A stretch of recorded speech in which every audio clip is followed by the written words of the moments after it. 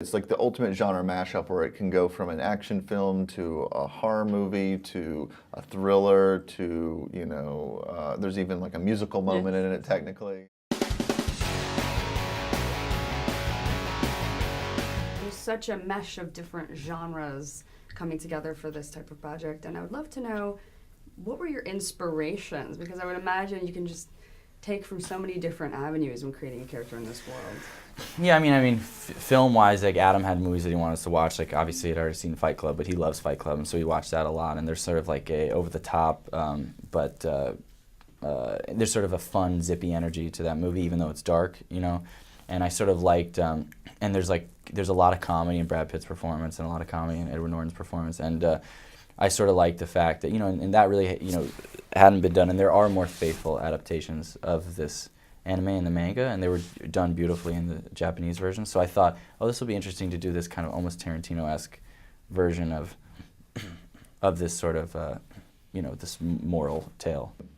For me, like the kind of core base of it is I knew that this film was ultimately going to be sort of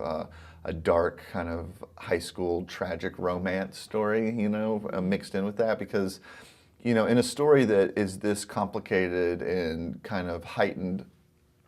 I knew that it needed a real emotional grounding to it. And so that was kind of an interesting thing, but also, like if you look at some of my past works, a lot of my movies have been sort of genre deconstructions one way or another. And this film is kind of that in a less obvious way, but it still is,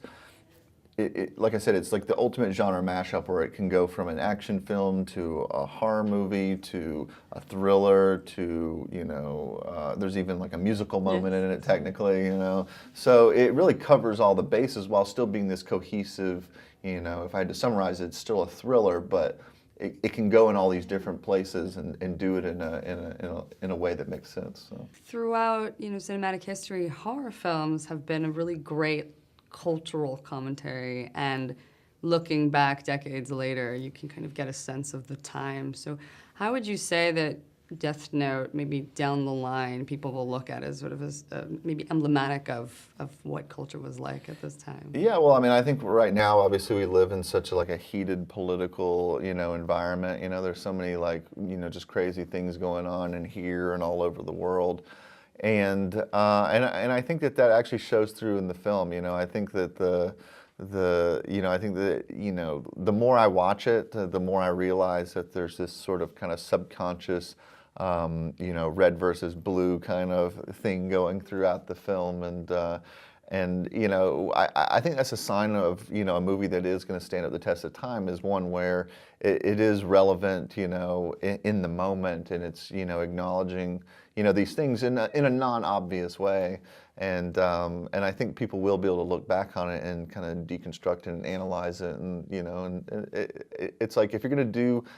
this type of thing and you're going to reset it in America, you really have to kind of make it about that kind of setting, and and let that kind of seep into the story itself. So. Well, what's great about a film like this is it has the creative freedom of a small budget indie, and yet it has the studio backing of a place like Netflix. And so for you, I'd love to know what that enabled you to do, just from an acting standpoint, and what that was like.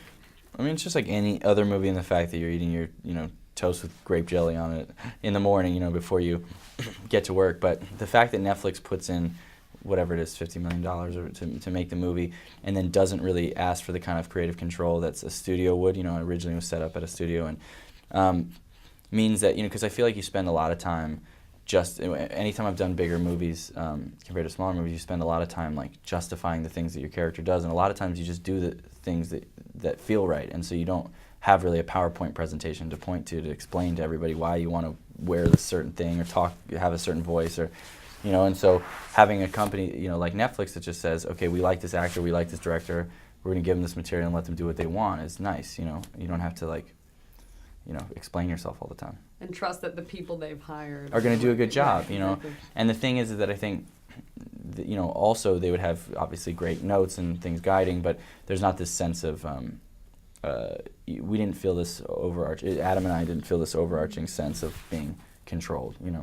Right, and the which is kind of like the enemy of creativity, I think, of feeling like somebody's watching you and judging you, you know? And the fact that you would have to justify what a character wears or what a character does when you... Which is you know, and when you do smaller movies, you really kind of get away with,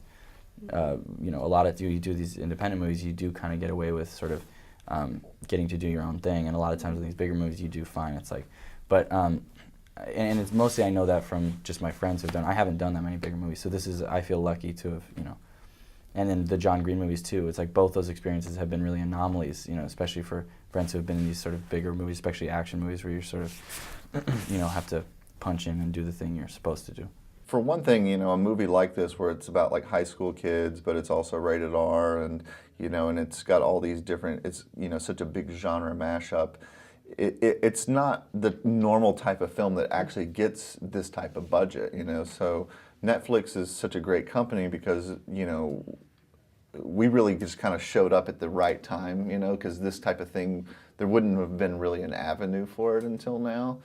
And so, yeah, I mean, like, you know, like I think the kind of indie sensibility that I have kind of shows up because, you know, like there's no point in trying to, you know, pretend to be like a Hollywood thing just because you have the money, and you know. But yeah, it's been a cool thing, and in many ways for me, I looked at it like this is an opportunity for me to, you know, almost, you know, practice at doing a big budget movie without having to worry about opening weekend, which is, you know, a really brilliant thing for a filmmaker.